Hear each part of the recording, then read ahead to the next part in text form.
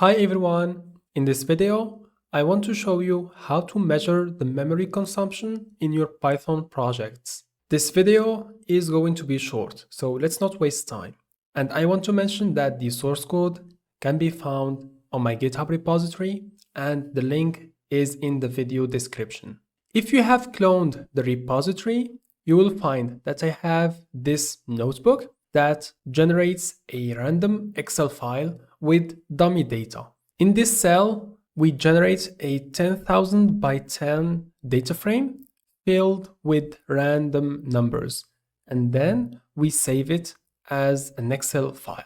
Now, close this notebook because we no longer need it. I have already generated the Excel file, and now open the two Python scripts. Let me put them side by side.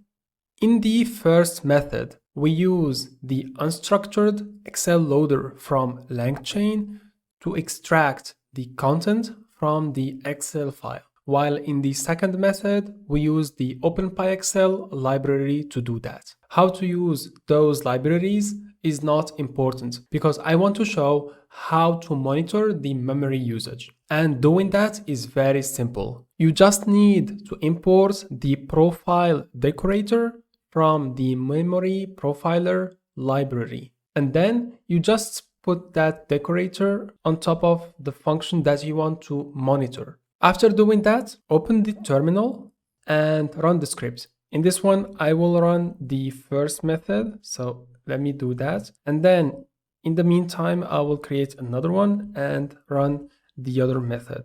Now let's wait for the results so that we can compare the two methods. Okay, so we have the results. Let me go back to the first method. It's taking more time, so let's wait for it. Okay, so now it is done. So we started with a 74 megabyte memory usage, and then when we came to this line of code, so here the unstructured Excel loader will try to load the file or to load the documents. Basically, it will try to scrape the content from the Excel file.